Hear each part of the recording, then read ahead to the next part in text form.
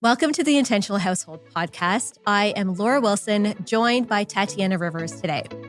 Today, we're talking about systems that are working for us right now, that are supporting us through our household, for our kids, our relationship, our social support, any outsourced support that is helping us, and lastly, ourselves. Our hope is that some of these systems will inspire you to implement them yourself. So let's get into it. Tatiana, let's start by talking about a system that is supporting the kids right now. Systems that support the kids that I have been using for some time. So that means it's like, hasn't just been a little trial. It has now gone through a year and is still sticking. Okay. And I see improvement with behavior and things that I want to see with my children and a little more structure in it and just very positive developments. And that is a chore chart. All right. I introduced these about almost 2 years ago now. Okay. And they're just things I got off of Amazon, like just like a dry erase chore chart. At the beginning, they're kind of made for like little kids' ages. And since then, I've actually changed them because the chores, it's like brush my teeth. I'm like, we've mastered that, you know? I hope. Little things like that where you kind of stick them on and then they provide these little stick-on stars. Okay. So for us, we allocated the star system meant something monetary for them. It's 25 cents per star. Very soon the stars start to disappear. So we use dry erase markers and it works. But the system still is every star that you get for whatever chores we've decided is 25 cents. Okay.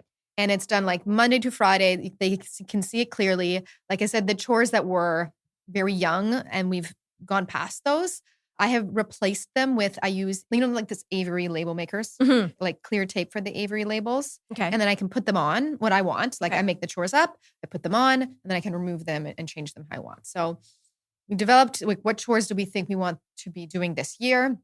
This is, again, our second year that we're doing this. So the kids have, clearing up after dinner, unloading the dishwasher. These are the twins that are 9.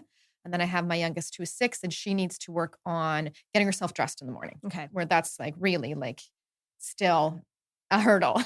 So whatever I think I want them to somewhat, like, this is what you're going to work on. And when you do it every day, you get a star. And the other thing is they will lose stars if they misbehave. Yeah, that's good. So at the end, they tally it and they're supposed to, there's a little area where they can put a goal. It can be either just monetary, like I want to make $5, or the goal is they want to buy something for themselves, which really helps when we're in stores and they're like, I want this and I want that. I'm like, you know what? Make it your goal. You want to purchase this, art kit, even though we are like, have so many markers and things, you really want it. I'm okay if you work towards that. And then sometimes I'll be like, I don't really want it anymore. Or they'll be really driven to be like, okay, great. What chores can I do around the house? And it's just something that I've seen that encourages really good behavior and also brings in the concept of like working, like a job for them. Like this is how they get paid for doing things. So they are making note in the store, this item is $5, and then they're going home and then working towards that. So they aren't actually buying the item at the time. No. They have time to earn their... That's right. Which they have to understand that so you just, everything that we purchase, required us to work for it. And sometimes it takes a long time, like going on vacations and things like that. So when they start to see the price of items and how long it takes for them to get to it, it does resonate with them of like what it takes to like, you can't just, buying stuff is easy. So it's too easy, for them. And they need to understand the hard work that has to go into it. And as they grow up and become, working people themselves, adults, young, even when they're teens, like they need to know how to, really save up for things. And sometimes they'll want to go off and purchase something else. I'm like, well, you're not going to meet your goal if you do that. If you're buying this candy all of a sudden, you can use some of your chore chart money for this, but now you're not getting this. So just think about that. And it does help the wheel start to turn around that. And are they putting some of this money in the bank, or what are they doing with the cash? Very interesting. So again, I have twins, which is like a science experiment, to see them behave differently. My daughter is a spender. Okay. She gets money in the bank. She's like, great, I'm going to go shopping. Whereas my son loves to save and he loves to put money in his bank account. So he'll have his little like piggy bank where he like gets the little money and it starts to add up. It does. Well, as soon as he gets to like $5 or $10, he's like, Mom, I need you to put this in the bank account. He gives it to me and he's like, I want to see it. So I have to like transfer money into his checking account and show it to him. Or we go to the bank machine and he likes to put it in and get his own stub. And he pins them up on his little board and to see how much money he's getting. And it's very motivating for him. It really goes beyond just the chore chart. It's so much deeper. And that's why I think it's really working for us because I'm seeing these like lessons come in early that, are hard. It's hard to save. It's hard to put money aside. Like clearly my daughter's going to need to work on it. And I am working on it. I'm like, Layla, you need to, don't spend everything on whatever, just 10%. What is that, number? You're putting that into savings, just starting to get them used to that concept because it's a lifetime of having to struggle with that and like trying to teach them there's temptation everywhere for you to purchase this and that. And every time you go to Dollarama, you think you're going to get something. Every time. Yeah. And it's, I have to explain that to them that the stores are designed to make you want to do this and walk through those long impulse purchase aisles to get to the cash. And they're just like bombarded with things that they want. And it's difficult for them. So having this kind of reinforces why and how and why not to purchase something and just make them really stop and think about where their money is going that they worked hard for all week. So that's the money side of things that I've really, really enjoyed doing and like seeing that. Are you saying 10% is the suggested amount? Yeah, that's kind of like if you ever read, I think it's like The Wealthy Barber or something like that. That's kind of like, 10% of whatever you purchase should go to savings. Okay. Silly rule of thumb that doesn't always apply at all. But for them, it's a number that they can work with. And then we start bringing some math. It's good to know that. Yeah. And that's something that, Layla's like, okay, I can part with this much, out of that. So it starts to, again, conversations around money, I think is great to introduce early. And they absolutely can start understanding that from the age of 5 or 6, even 3, like if they start to understand saving and not spending at all. So that's the part I love about it. Another part is the behavior. There's a repercussion for, just being rude or, that sort of stuff. You're losing a star. And then it sometimes catches them be like, oh man, like I can't. We have to have some sort of consequences in our house, right? So that's an easy one to implement that does impact them. Okay. It has them thinking twice. And they see it. And so not only do we take off the star, but I put a 0. Oh, that's good. Okay. Because I first just erased them and then somehow they started putting I actually got it for this. So we'd forget. Because you want to track what was earned and what was lost. Yes. So I needed to make it very clear that, you lost your these 3 because, you just really, your temper got the best of you. Okay. Really start trying to think about how you're behaving with your sisters or just sharing or all that stuff. And then they look at it and they tally it and they're like, oh, yeah. Really do need to really shouldn't have done that, So that's another part that I really like from this chore chart system. The part that's hard is really doing it. So I'm the owner of this task in my house. We talk about that often, like who's the owner of these things, within our organization. And we've at home, it's kind of the same way, you and I have talked about this. Like you need to have somebody that's been assigned to this. However, it's difficult being the owner of it all the time. Like I need to be on it. I would like my husband more involved in it. Like he takes stars away, but he's not necessarily staying on the whole system. And like you have to tally it at the end of the day. You have to make sure that everybody's chores were actually documented. Okay. So it's a task for me, to have to do this. And then you have to pay out at the end of the week. I do, which means I need loonies. Right? I actually have to go to the bank and get rolls of coins. Okay. That's the easiest way. Like usually the max they almost make is $5 in a week. That's just how it works with the amount of chores and how many stars they lose. But at the end, it's around that, which I think is reasonable for, a child at that age. Because if you're not on it and they lose trust in you in it, then this whole system falls apart. You have to follow through. Okay. If you're not going to stay good on it, then they don't care. Okay. So if you're committed, it's like, it's a family commitment. Like everybody needs to know that we're all following this. And maybe it's like a specific time. Usually it's like Sunday nights, they're supposed to get their payout. Okay. It means I need to know like Saturday, I better have the money in the bank. I have to go to the bank because these kids are going to be asking for it, so I have to make sure that I'm prepared and I've taken this on to make sure it actually is followed through. But when it is being followed, we're off on the summer. Okay. Because the schedules are just too crazy. We have kids at camp. We're not doing the usual systems. Like we had also school homework, get your backpacks packed, make sure your lunches are like all of that sort of stuff that I want to see them do. That was all part of it. So those things are gone. So we are taking a bit of a break in the summer, but it's coming back in September, definitely. All right. You'll get the loonies ready. I will get the loonies. I just got to have more of them and like hide them in a safe so my son doesn't go through it. And somehow he often has a lot more money than I think. I'm like, how did you get this? Like something's off here. But. Well, I find that if they find just a random coin sitting around the house, I'm like, oh, check it out. I found a toonie. It's mine. I'm like, no. You don't just walk around finding toonies and claim that it's yours. It's actually mine. Exactly. All money here is actually mine, just so you know. Do you feel like you're constantly juggling work, family, and home life, only to end each day exhausted and overwhelmed?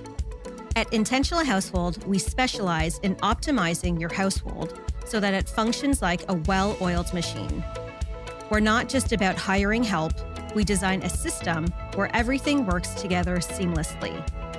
Imagine more time for what energizes you and less for what drains you. Learn how we can help you take back control at intentionalhousehold.com. Okay, my system is our screen-free weekends. Oh, that's hard. And screen-free evenings. And by evenings, I mean they're allowed to watch TV when they get home from school or camp. Once we have dinner, no more screens for the rest of the day. And so this has been a work in progress for us, especially for the weekend. So before, it was a bit of a free-for-all on the weekend, Saturday, Sunday. We'd allow them to watch some TV, not a big deal. But it started becoming an issue when they would use it just to fill time, or especially when the weather's really nice and they wouldn't want to go outside. Yeah. Or the whole family might be outside and one person just wants to stay inside and watch TV. And so that was really becoming an issue because it was taking away from activities that we wanted to do. And it wasn't allowing them to be bored. And so if the TV wasn't on and we didn't have an activity, they would say, I'm bored, I don't know what to do. And so we really wanted them to develop that skill, if you will. And so we decided, I think we probably started with a screen-free Sunday because that's our family day anyway. There wasn't too much TV on Sundays. And then we're just like, this is pretty easy. It went really well. And so we just have screen-free Saturday as well. So we're not doing screen-free weekends, which has been really wonderful. Another leap for us was when the kids were younger and we really needed, you talked about brushing their teeth. We really needed incentive for them to get through the entire process of bedtime. And when they were done brushing their teeth after baths, they would be rewarded with 5 minutes each of TV. Yes, I remember you said that. So then you have 3 kids and it's 15 minutes. But then maybe you have a parent who's on their phone and then that timer goes off and then 15 minutes leads to 20, 25, 30. And then the whole evening is dragging out. And they really mastered the teeth brushing and bedtime process. So for us to take it away, it wasn't a big deal. They didn't put up too much of a fight. And so now we have no TV at all in the evening. And it has been great because bedtime, by the time they get upstairs to their beds, it is earlier, it doesn't drag out, and it's not affecting them. Totally, because taking them off of that, now you've got to fight before bedtime.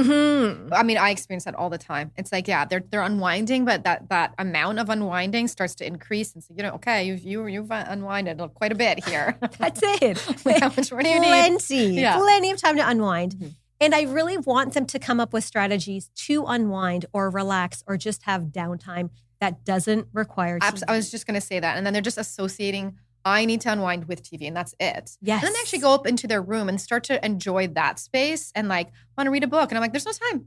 You used it up on TV. No, like it's now it's just lights out. It is. And then they're kind of like, oh, like, well, it's like you can't have it all. I know. Make a decision, choose. So, and then you really do have to be the one that's enforcing that, obviously. They're not going to make that decision themselves. So I think that's great to have that, it's not working before bed.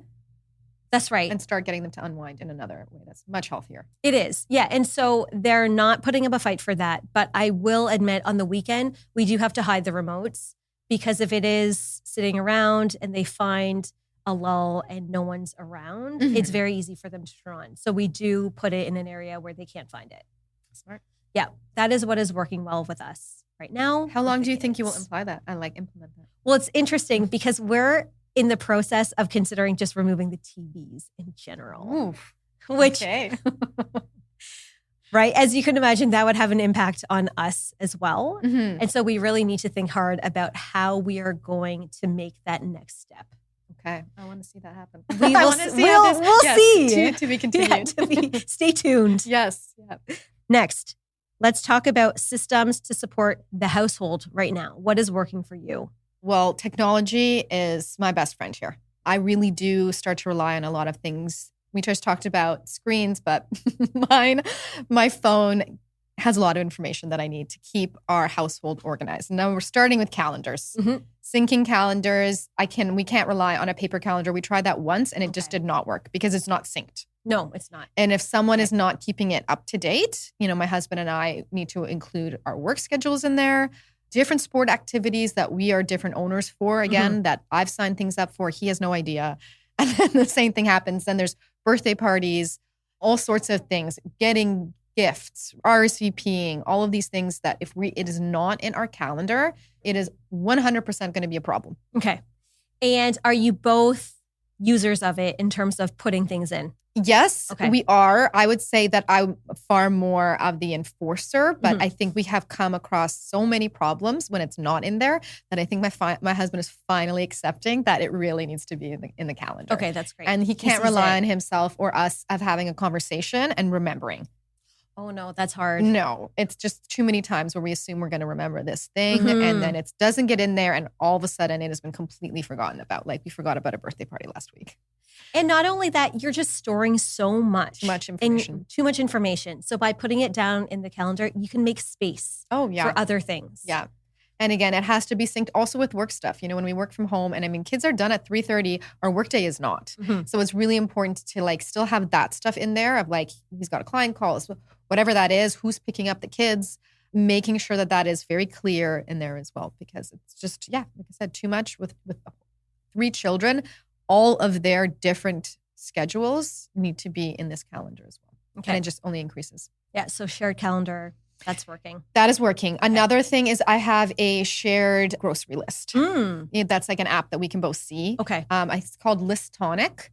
And I love it because it has so many different lists in it actually. Okay. It's not just groceries. It can be, honey-do lists around the house or stuff like that. And it's just, again, it's synced to both of our phones. So if he's out and about, I'm like, hey, can you check the list because we needed X and Y from whatever, Canadian Tire or something. And it's there instead of a list that was left at home. That's good. Or something like that. Everything's there. I can't remember what I put in there, but just check there. And he's like, okay, we needed whatever it was.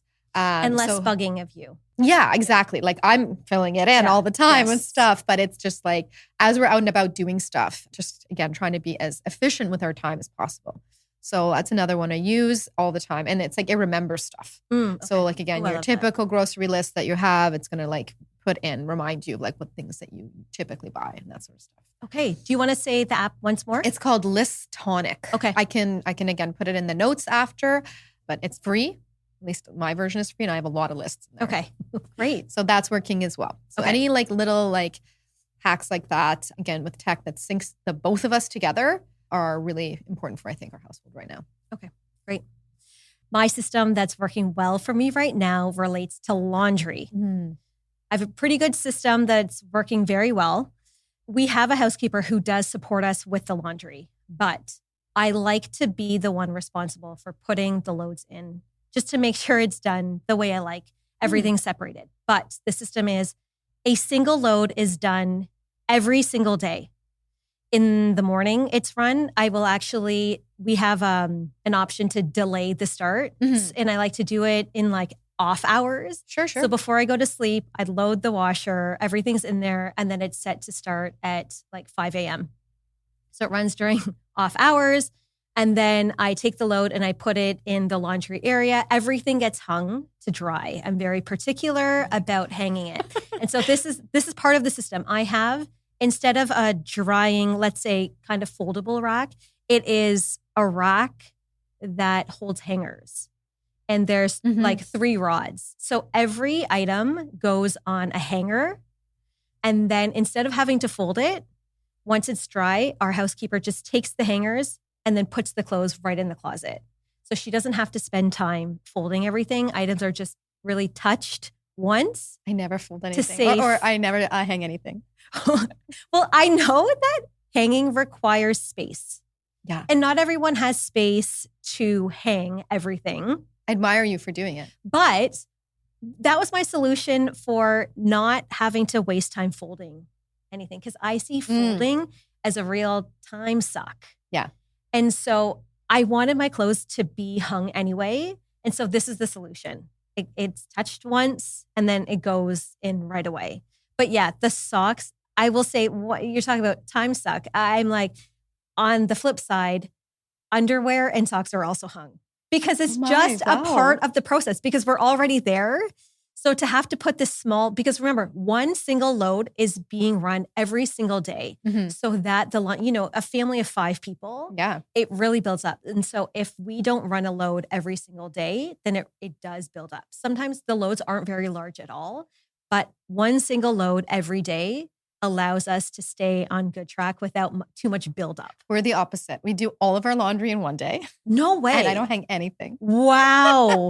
Okay. Yep. And then that means though, there's a huge pile that is folded. Yes. Okay. Yes. But I know that you have support. I do have support. Okay. That's great. Well, it is and it isn't because I'm very dependent on that support. Okay. So we have like a cleaner that comes and she does our laundry. We have it weekly. Yep. And my husband and I are like, we should not be having this weekly anymore. Like our kids need to help out. Again, they're at that age. It was very different when they were small, 4 or 5 years old. They can't really assist in this, but they are 9. Yeah. Okay. Going on 10. Like they can and they should. So that means that they're going to be in charge of doing a lot of these things, which again, as they should, but that just gives me anxiety thinking about it. Like I'm going to end up having to do the bulk of it is what I'm worried about. So we'll see. This is going to actually happen in September. So we're going to go to bi-weekly. Okay, I see. So I'll see how it goes, but it really should. It really should at this point. They need to be able to learn and do these things themselves, and at least for the older 2, because I can see how my middle, who's the same age as your youngest, he did attempt to help me hang items. Yes, and he's not ready for helpful. it. Yeah, he's not. And so not yet, but eventually. Yes. And so that's what's working well for us right now. A single load every day, including Saturday morning, Sunday morning. And again, that load is run early in the morning so that I can hang it right away Saturday, Sunday morning so that it doesn't interfere with everything else. Yes. So it's just something to check off the list and then be on our way. My sister is a big hanger as well. Okay. So when we're at a shared, like a cottage and she's hanging all the clothes, like it's everywhere. It's like just like walking through hung clothes. So I understand.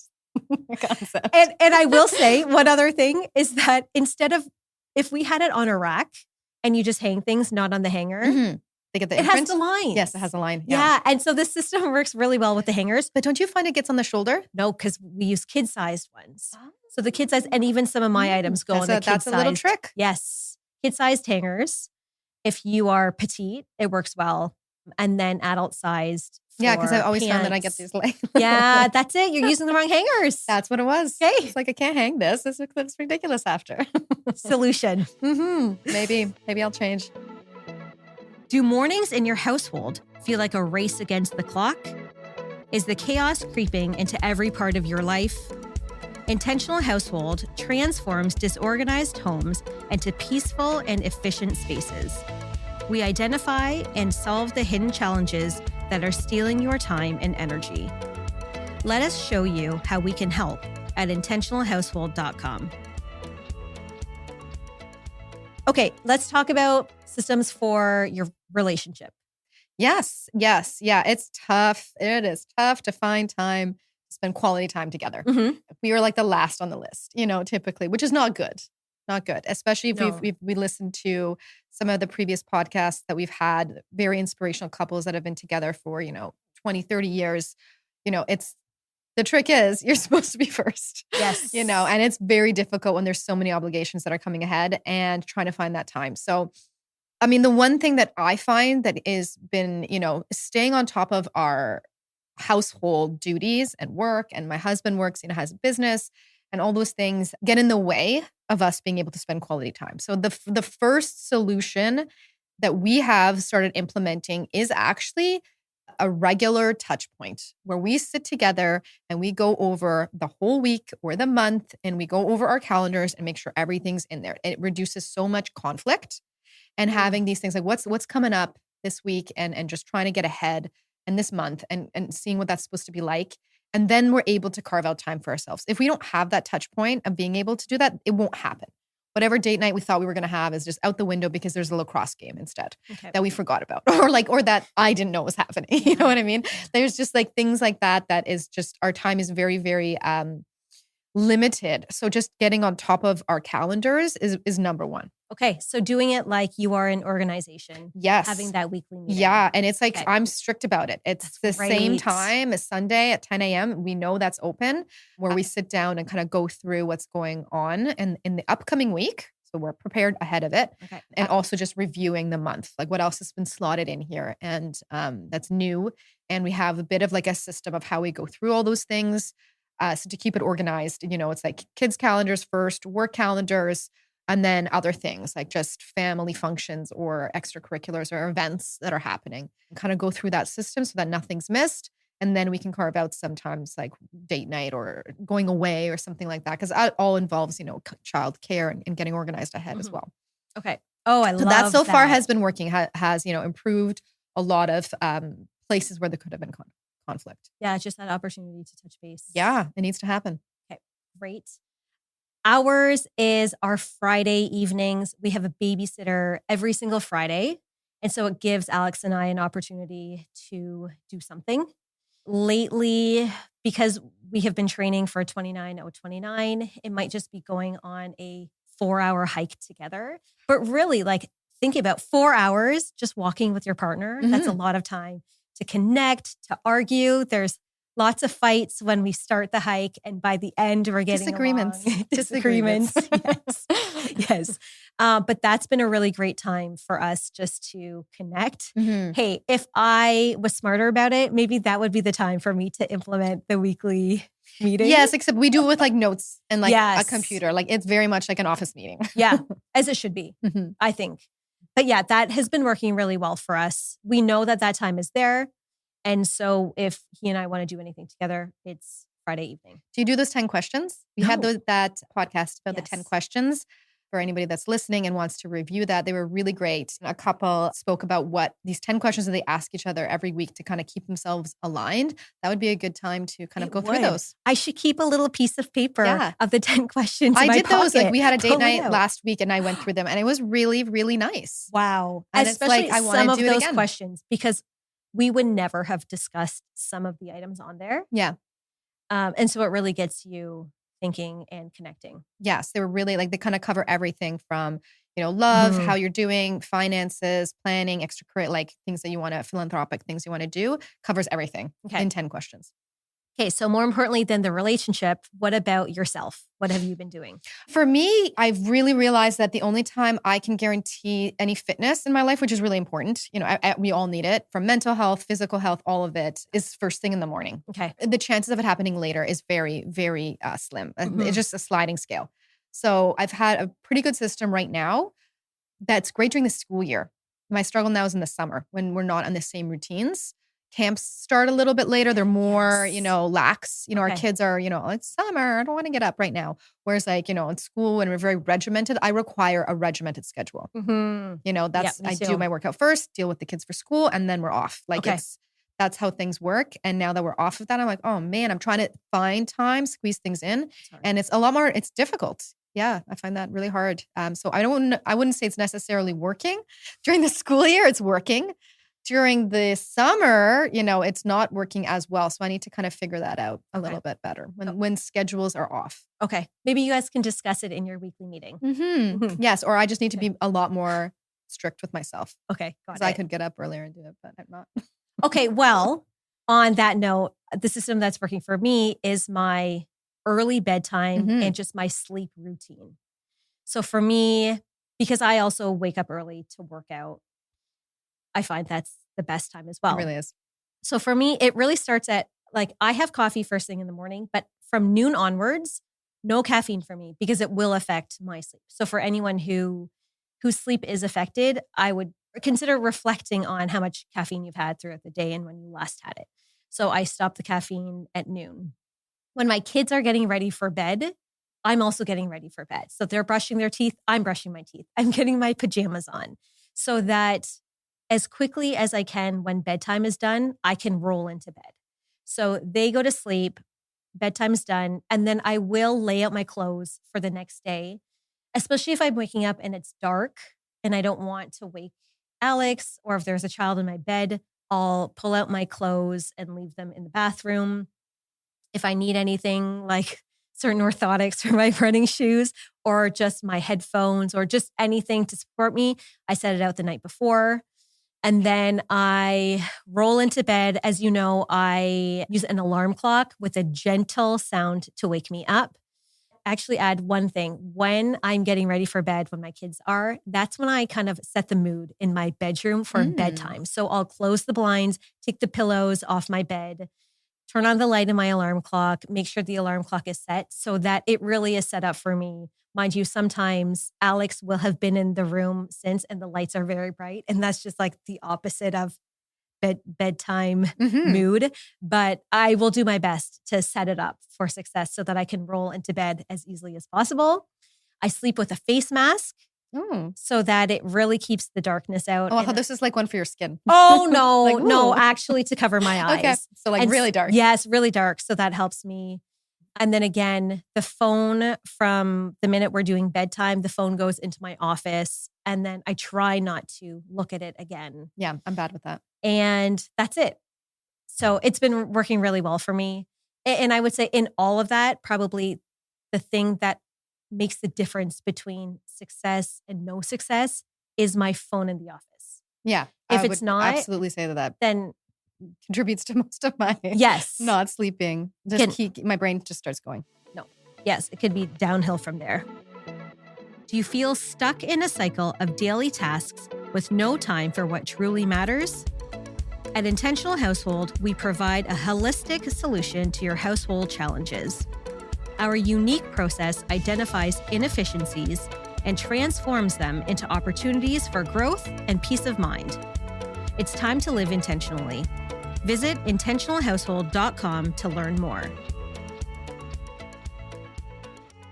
Social systems or social network or your support, what's working well for you there? I mean, I think WhatsApp chat groups are kind of necessary for any like friend groups. I have a university friend group. I have my close girlfriends, and that is where we're able to connect and try to get together and try to find, everybody's just trying to find time to like, when can we see each other? What we've also found is that works is having set recurring dates. Yes. Because it is like, I just went through this with my girlfriends. We are trying to get together and half of us can't do it. It's very difficult, to try to get us all schedules to align. Understandably so. But we still all want to be able to hang out and still have those shared experiences. So the only way that really happens realistically is we have few days, like dates throughout the year. There's a spring like get together. There's a winter one where we know this a year in advance. Okay. Yes. And those things are happening and they're planned out, and our spouses know, our families know, they're in we could probably plan them out for the next 5 years. We know we are attending these things, and that when in doubt, at least we have those things to rely on. And I have the same thing with a university group. We always do like a big Christmas dinner together, trying to get a summer one going, like a little summer barbecue where we have all the kids come. But that's going to be a recurring date. Okay. So again, otherwise, if it's not a recurring situation, it's difficult to make it happen. Is what we've just over the years with having children. That's just what we have found. The ones that work are recurring every year. We know the dates, and then if that doesn't happen, then the chance of success is pretty low. So that's what I have found in my advice to people. If you're struggling to see groups of friends, find a recurring event, whether it's like a New Year's or something, or just somewhere in a time that is not going to conflict with a lot of kids stuff. Because that's often the problem when sports come in. Yep. That works, and stick to it. Okay. I love that. And it takes a lot of thinking out. It does. Just, once you're done, reschedule it for the next year. Yeah, pretty much immediately. Yeah, immediately. It's like, okay, next time let's see the calendar. Okay, that's near this. Let's decide right now. And we do. And we just put it in there, and then we are like, whew, off. Okay, so I would say that what's working for me socially as well is pretty similar. It might not be annually. Mind you, we do have our annual dates. So for instance, one thing that some of us will do is annual, like a cookie exchange before the holidays so that we don't have to bake as much. And so after we did that this past December, we immediately set the next date for next December. Yeah, if it works, you're like, okay. It does. Other things that might not be as big. So we have switched from going out for dinner together to doing activities. So we've been doing like the cold plunge and sauna lately. We may do activate. I don't know if that's known like all over the place. Yeah, yes, but it's like an indoor games kind of place. We've talked about pickleball, just doing some sort of activity that we can do together. And then as even that evening, when we're done, then we will schedule the next one just to keep it going. I think that's the key to success. Yeah. Yes, it's the key to success. Really just getting it in the calendar right away versus waiting until we want to do something. And then we're looking potentially months out. Mm-hmm. And so if we can get that in the calendar immediately for our next get together, that works really well for us. And then one other thing that works really well for us is polls. And so if we haven't set the date right away and, maybe we've missed a week or so and we aren't all together, we will send out a poll on WhatsApp as a way to easily choose the date. Yes. Yeah. We've done that. I think we have to do that right now because we cannot come together on a summer get together that we would like to do. And lastly, outsourced support. What is working well for you right now? Well, this is a to be seen one, but I'm really excited about it. We had on the podcast, Oxford Learning come in, and totally that episode solidified what I already knew in my mind is that I wanted to introduce some additional educational support. I felt like I was doing the bulk of it outside and just, we don't have to get into all of it, but just some gaps I was feeling were in the curriculum that I would have liked my children to spend more time in. I can just see where they have strengths and weaknesses and just trying to fill in those gaps.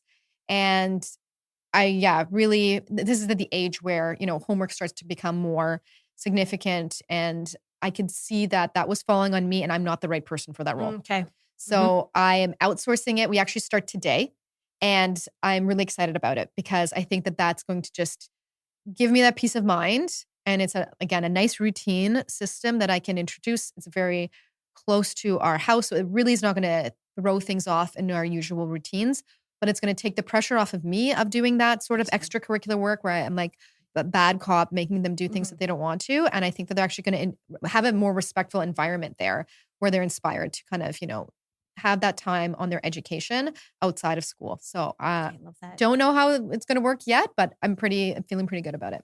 Great. In terms of outsourced support for myself, I would say, like I've mentioned before, we have a Saturday nanny, but we've gone through a transition recently with a new Saturday nanny. Mm-hmm. Our former Saturday nanny was with us for 2 years, and she's moved on to the next chapter of her life. But it seems as though we have gone through cycles of about 2 years, and we've talked about having support in the past, but your support really evolves and changes as your kids age. So when we hired someone for this role initially, our youngest was a baby. After we had our first Saturday nanny for 2 years, again, she moved on. We've had wonderful Saturday nannies, but they're moving on to the next chapter of their life. We are looking for someone for the time being. We aren't looking for someone forever because we want individuals who are growth-minded and who want to move on to different roles in their life. So for the 4 years, we had 2 nannies covering that time and our needs were pretty much the same.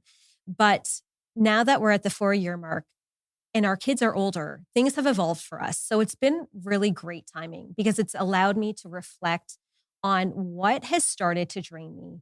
We hired the nanny initially to help solely with the kids so that she can support me and we could survive during the day and take care of them. But as they've aged, I've realized that I am taking on more of the household responsibilities like I haven't wanted to do during the week. So things like making the beds, cooking meals, I kind of fell back into that pattern where it's starting to bug me. And so it's allowed me to revisit our needs and those pain points for me during the day and really reestablish what a job description would look like for our Saturday support, update it, and then hire that new person to really align with my needs for right now. So the timing was perfect. And it means I'm not hustling during the day to run upstairs and make all the beds, and they can help with some food prep. And things are just a little easier. So that's been working really well for us lately. Awesome. Yeah. Cute. So those really are a lot of systems that we've covered. And again, these have come from trial and error for both of us.